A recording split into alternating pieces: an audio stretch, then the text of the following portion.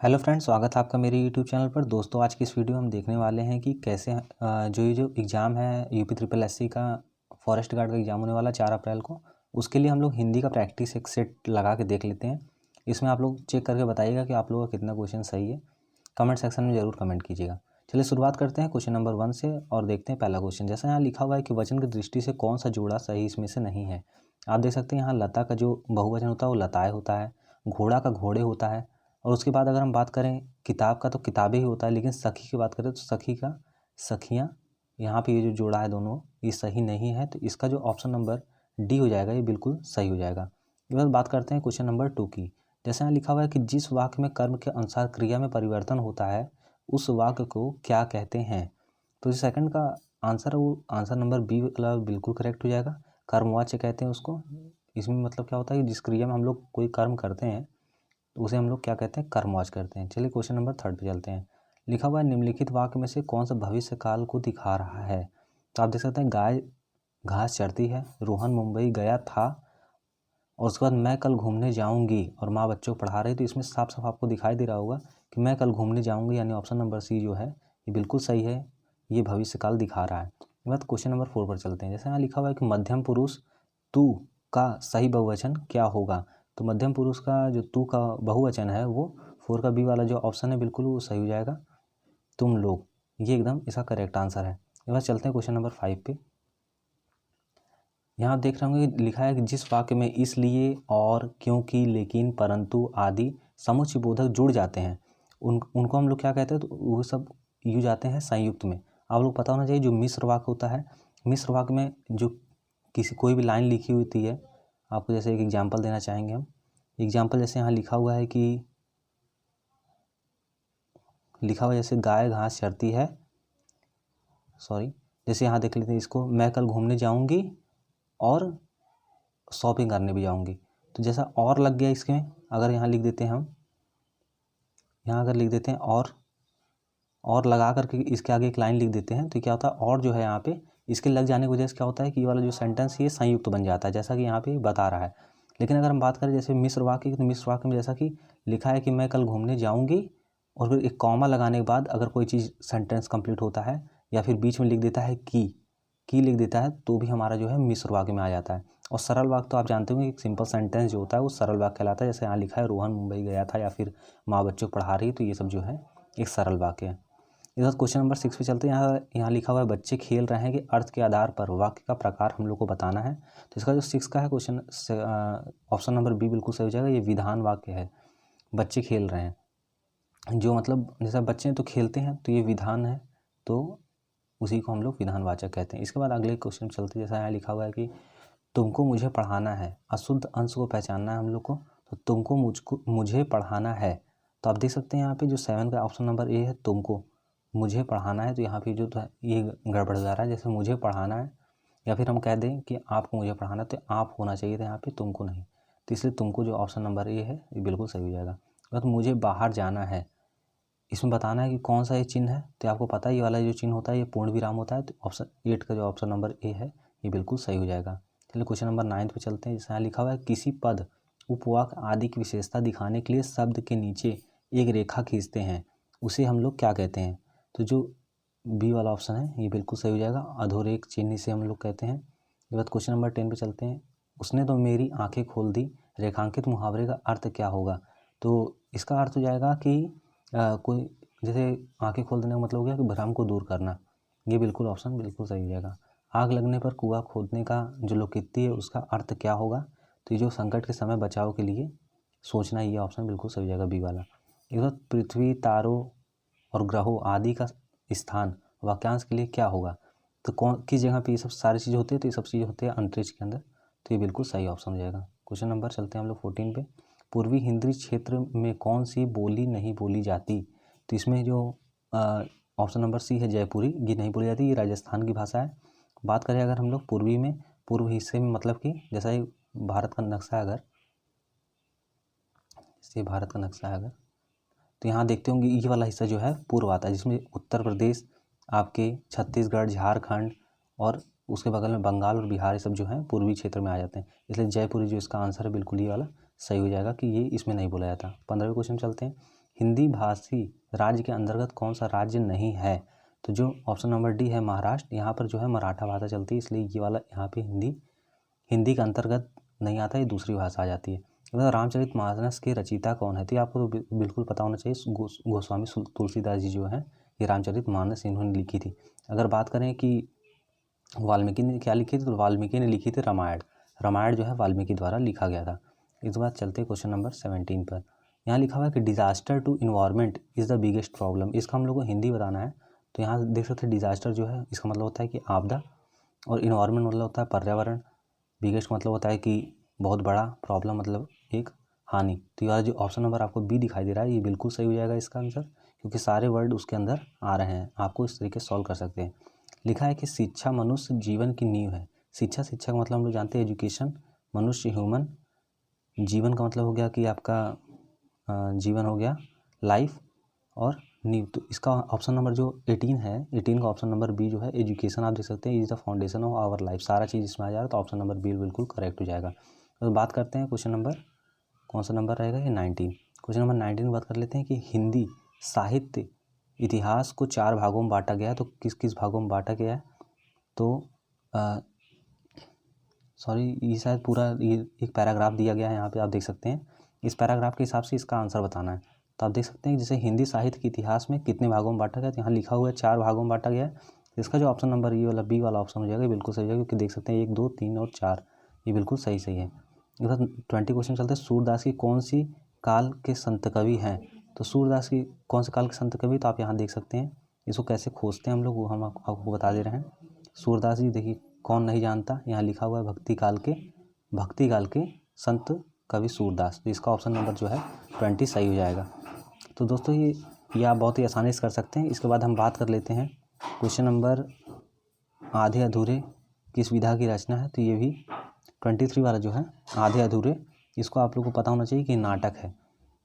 इसके लिए आप लोग क्या करना होगा कि आपको मैं अगले वीडियो में बता दूंगा ढेर सारे जो कहानी है जो कि इम्पोर्टेंट है, जो हमेशा एग्जाम में पूछा जाता है। और बात करते हैं जयद्रथ वध की कथा किसने लिखी है? तो जयद्रथ वध जो है ये लिखा गया था मैथिली शरण गुप्त के द्वारा। इसको आपको याद करना होगा। निम्नलिखित में से कौन सा छायावादी रचनाकार हैं? तो छायावादी रचनाकार की अगर हम बात करें तो इसमें जो है सुमित्रानंद पंत जो है ये छायावादी रचनाकार हैं। क्वेश्चन नंबर 26 की बात करते हैं। हिंदी साहित्य में कितने कालखंडों में विभक्त किया गया है? तो 26 का जो बी वाला ऑप्शन है, चार खंडों में इसको विभक्त किया गया है, बिल्कुल सही होगा। मच्छरों का प्रकोप से बचने के लिए हम लोग शिकायत पत्र लिखना होगा, तो हम लोग किसको लिखेंगे? तो सीधी बात है, स्वास्थ्य मंत्री लिखेंगे, ना तो हम लोग प्रधानमंत्री को लिख सकते हैं, ये तो बिल्कुल गलत है। प्रधानाध्यापक को नहीं लिखेंगे क्योंकि स्कूल में लिखा जाता है। शिक्षा अधिकारी को नहीं लिखेंगे हम लोग लिखेंगे माननीय स्वास्थ्य अधिकारी को। बस क्वेश्चन नंबर 28 की बात कर लेते हैं। क्वेश्चन नंबर 28 है यहाँ पर कि जिनका उच्चारण स्वतंत्रता से होता है, जो व्यंजन के उच्चारण में सहायक होते हैं, उसको क्या कहा जाता है? तो उसको जो है ऑप्शन नंबर बी जो है स्वर कहा जाता है। इस बात ई च छ ज झ इ आदि का उच्चारण किससे होता है? तो ये वाला जो ऑप्शन तालव्य है ये बिल्कुल इसी से होता है। आपको पता होना चाहिए जो क ख ग घ अंगा जो होता है ये सारे जो होते हैं इससे आते हैं, ऑप्शन नंबर ए यानी कंठ से। इसके बाद बात करते हैं तालव से, यानी च छ ज झ इ और ऐसे सारे वर्ड जो हैं इससे ताल से आते हैं। मूर्धन की बात करें तो ट ठ ड ढ अड़ा इससे आते हैं। ओष्ठ की बात करें तो आप देखते होंगे प फ ब भ म अगर आप बोलेंगे तो ओष्ठ में आएगा। इस तरीके से सारे वर्ण होते हैं। इसके बाद एक से अधिक वर्णों के मेल को क्या कहते हैं? एक से अधिक वर्णों के मेल को हम लोग क्या कहते हैं? अक्षर कहते हैं। कोई भी अधिक, जैसे आप देख सकते हैं एक से अधिक वर्णों के मेल, जैसे हम लोग जानते हैं कि ह जो है एक वर्ण है, फिर क है वर्ण, ह है, त है, तो ये सब मिलने के बाद एक अक्षर बन जाता है, इसलिए ये ऑप्शन बिल्कुल सही होगा।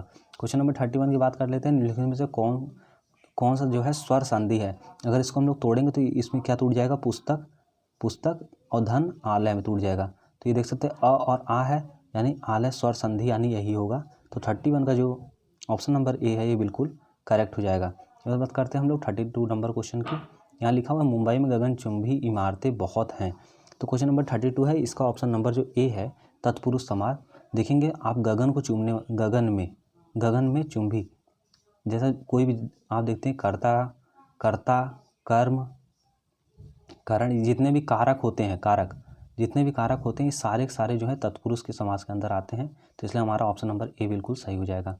ये बात हमें अपशब्द नहीं बोलना चाहिए। तो अपशब्द को आप तोड़ेंगे, देखेंगे अप और धन ये शब्द में टूटेगा, तो ये क्या हो जाएगा, अब जो है यहाँ पे एक उपसर्ग है, तो इसलिए हमारा ऑप्शन नंबर जो सी है ये बिल्कुल सही हो जाएगा, ऑप्शन नंबर सी। ये बात 34 नंबर क्वेश्चन की बात कर लेते हैं। 34 नंबर पे क्या पूछा गया है, अफसोस मैं नहीं जा सका। तो अफसोस मैं नहीं जा सका यानी शोक हो रहा है हमको, तो ऑप्शन नंबर जो बी है ये बिल्कुल सही हो जाएगा। क्वेश्चन नंबर 35 की बात करते हैं कि निम्नलिखित में से कौन सा तत्सम शब्द है उसको हम लोग पहचानना है। तो जो तत्सम शब्द है ऑप्शन नंबर बी जो है कुक्कुर, ये वही है। तत्सम का मतलब होता है तत् और धन सम, तो इसमें क्या होगा, इससे आप याद कर सकते हैं कि तत् यानी जो जैसा आया है उसी तरीके रह जाने वाले को तत्सम कहते हैं। लेकिन तद्भव हम लोग किसको कहते हैं, तद्भव होता है जैसे कि अगर हम बात कर लें कि पहले हम लोग बोलते थे कर्म, अब कर्म क्या हुआ, काम बन गया, तो ये क्या हो गया, ये तद्भव हो गया। लेकिन अगर हम बात कर लें कि तत्सम के जैसे कि भूमि संस्कृत में भी आप देखेंगे तो भूमि को आज भी भूमि कहते हैं, तो इस तरीके के वर्ड को हम लोग वो हो जाएगा, मतलब कि तद्भव रहता है। इस बार 36 की बात कर लेते हैं। तद्भव को हम लोग पहचानना, जैसा आप देख सकते हैं कुष्ठ, देखने से आपको तुरंत पता चल जा रहा होगा कि कुष्ठ है, अंधकार है, उल्लास है और आलस है। तो तद्भव मतलब जिसका भाव बदल गया हो, आलस, पहले हम लोग क्या कहते थे, आलस से कहते थे, आलस्य, आलस को क्या बदला गया, आलस हो गया, तो ये चेंज हुआ है। यहाँ पे आप देख सकते हैं कि ये वाला जो ऑप्शन है ये बिल्कुल चेंज हुआ है। तो इस तरीके से क्या हो जाएगा कि आपका ऑप्शन नंबर ये बिल्कुल सही हो जाएगा। 37 की बात कर लेते हैं। निम्नलिखित में से अर्ध तत्सम शब्द को हम लोग को पहचानना है। 37 का जो बी है ऑप्शन दही, ये बिल्कुल सही हो जाएगा। क्वेश्चन नंबर 38 की बात करें, निम्नलिखित में से कौन सा विदेशी शब्द है उसको विदेशी शब्द को हम लोग पहचानना है। जैसा आप देख सकते हैं ग्लास, ग्लास इंग्लिश में क्या होता है, इसको हम लोग ऐसे लिखते हैं ना ग्लास, तो ग्लास, और आंचल हम लोग आंचल थोड़ी लिखते हैं, तो ये तो नाम हो गया। इसके बाद अगर हम बात कर ले आश्चर्य की, तो आश्चर्य का दूसरा होता है, छाता का भी नहीं होता है, इसलिए कि ग्लास वाला जो ऑप्शन हम लोग का बिल्कुल ए वाला ऑप्शन सही हो जाएगा। तो अब बात कर लेते हैं क्वेश्चन नंबर 39 के 39 लिखा है, निम्नलिखित में से हम लोग विशेषण में से संज्ञा को पहचानना है। तो विशेषण ये सारे विशेषण लिखे हुए हैं यहाँ पर A B C D, तो इसमें हम लोग क्या बताना, पहचानना एक विशेषता, जैसे आसमानी रंग, तो क्या हुआ, ये विशेषता है, विशेषण है। अगर अनुशासन की बात करें तो ये भी एक विशेषता है, तो ये भी विशेषण है। लेकिन अगर हम लोग बात कर लेते हैं 39 वाले ऑप्शन में विशेषण संज्ञा को पहचानना है, तो हम लोग अनुशासन जो है आसमानी रंग, जैसे हम लोग बोल देते हैं तो आसमानी क्या हो गया कि हमारा नाम हो गया, तो इसलिए संज्ञा में चला जाता है, तो इसलिए हमारा जो ऑप्शन नंबर डी होगा ये बिल्कुल सही हो जाएगा। क्वेश्चन नंबर 40 की अगर हम लोग बात कर लेते हैं, 40 में लिखा है आपकी सब राह देख रहे हैं। तो आपकी सब राह देख रहे हैं, तो क्वेश्चन नंबर जो 40 है इसका जो ऑप्शन नंबर निज यानी आप जो है एक निजवाचक सर्वनाम है, तो इसलिए ऑप्शन नंबर डी वाला डी वाला सही हो जाएगा। निम्नलिखित में से हम लोग को विशेषण को पहचानना है, तो यहाँ लिखा हुआ है कि मजहब, नैतिक और पीड़ा और अज्ञान, तो 41 का जो ऑप्शन नंबर बी है नैतिक की बिल्कुल सही हो जाएगा। ये विशेषता है किसी की, उसे धीरे धीरे लिखने की आदत, धीरे धीरे क्या है, क्रिया विशेषण है, ये सबको पता होगा। वह पढ़ता है लेकिन बात भी बहुत करता है। तो अगर क्वेश्चन नंबर 43 की बात करें तो ये अव्यय है, लेकिन, किंतु, परंतु, यहाँ वहाँ, अरे यहाँ वहाँ तो सर्वनाम हो जाएगा, लेकिन, किंतु, परंतु, ये सब सारे जो चीज़ होते हैं ये अव्यय में आ जाते हैं। जैसे ठीक हो गया, या फिर बात करें कि लेकिन हो गया, ऐसे शब्द। इसके बाद 44 की बात करें तो रविवार है वह घर पर ही रहेगा, तो ये क्या है, ये हो जाएगा आपका 44 का सी ऑप्शन जो है निपात है।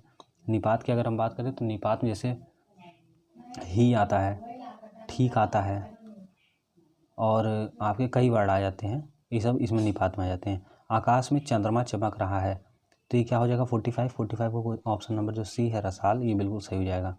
संतोष महाधन है, संतोष महाधन है, तो 46 का जो ऑप्शन नंबर ए है असंतोष महाधन है। अगर असंतोष रहेगा तो ये महाधन है। तो रेखांकित शब्द सटिम विलोम हम लोग को बताना, तो विलोम यही हो जाएगा। 47 की बात करें तो युग्म शब्द की कौन सी जोड़ी सही है, तो अचल, अचला, मान, अपमान, तो आप देख सकते हैं कि 47 का जो सी वाला ऑप्शन है अचल का अचला, ये बिल्कुल सही जोड़ी है। न्याय का अन्याय अपोजिट है, ये भी अपोजिट है। धारा का पृथ्वी, तो ये भी अपोजिट है। लेकिन अगर हम बात करें अचल का अचला जो है ये जोड़ी सही है, तो इसलिए 47 का जो सी नंबर है ये सही हो जाएगा। 49 की बात कर लेते हैं, मुंबई के निकट पूना है, तो इसमें हम लोग को क्या बता रहा है कि 49 का जो ऑप्शन नंबर बी है संबंध बता रहा है, ये बिल्कुल सही हो जाएगा। माता पिता अपने बच्चों के लिए कड़ी मेहनत करते हैं, रेखांकित शब्द का अर्थ क्या होगा, तो 50 का जो ऑप्शन नंबर बी है ये परसर्ग है, ये बिल्कुल सही होगा। दोस्तों यदि वीडियो पसंद आए तो प्लीज़ चैनल को सब्सक्राइब करें ताकि आप जुड़े रहें हमारे नई वीडियो से।